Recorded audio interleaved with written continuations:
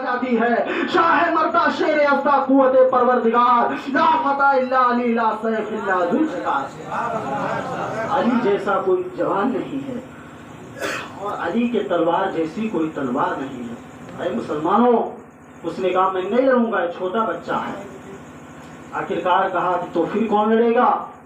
इब्न साद ने कहा तो उसने कहा कि मेरे 4 बेटे हैं, मैं चारों में से एक को भेजूंगा, वो जाएगा इसके गर्दन को काट देगा।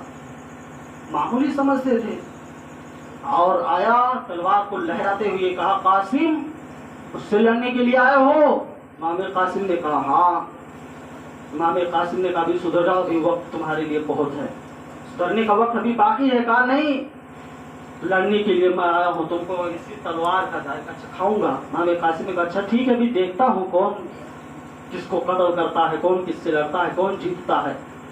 कह ही रहा था, उसने वार किया। इमाम कासिम रज़ी अल्लाह तआला अन्हु ने रोका और दूसरा वार करके एक ही वार में उसके सर को जिस्म से अलग कर दिया और उसकी तलवार को आप पकड़ करके तलवार को अपने हाथ में ले लिया। अब दूसरा भाई जोश में आ गया और आने के बाद वो जा करके करीब गया, कहा तुमने मेरे भाई को कत्ल कर दिया? इमाम कासिम ने कहा हाँ।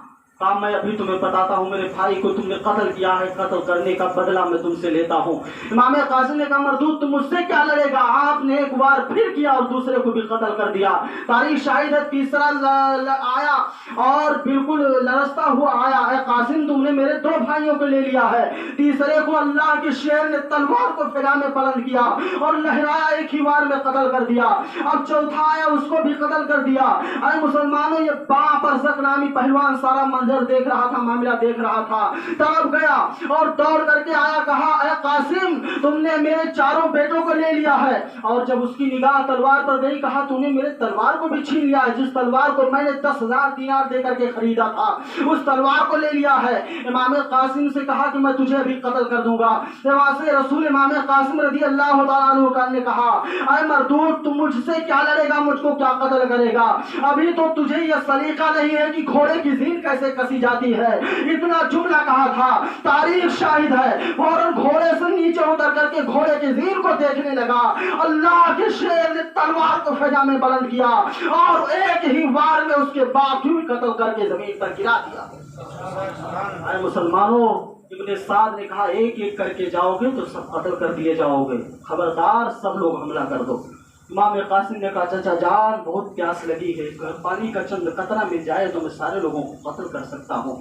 आपने फरमाया बेटा अब दुनिया के पानी को मत पियो, तुम्हारे लिए आबे कौसर का जाम तुम्हारे नाना जान सल्लल्लाहु अलैहि वसल्लम लेकर के मिला।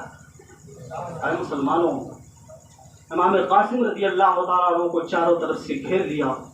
अल्लाह के शेर, अब आप खुद बताओ, इतने लोग बैठे हैं, बहुत बड़ा पहलवान हो, सारे लोग अगर एक आदमी को मारने लगे कब तक क्यों मुकाबला करेगा? लेकिन तब भी तारीख बताती है कि जब इमाम कासिम को चारों तरफ से घेरा गया तो अल्लाह के शेर ने जिस तरफ अपने तलवार को बुलंद किया है फिजा में, अगर मशरिक में घुमाते हैं तो उधर लोगों को कत्ल कर देते हैं, गाजर और मूली की तरह काटते चले जाते हैं। आए मुसलमानों, कब तक वो लड़ते, सारे लोगों ने घेरे में ले लिया। तारीख शाहिद है कि इमाम कासिम रज़ी अल्लाह तआला अन्हु के ऊपर ऐसा तीर का वार आया कि आप घोड़े से नीचे जाते हैं और आपने पुकारा या अम्मा हो अदर के लिए, अरे मेरे चाचा जान मेरी खबर लीजिए।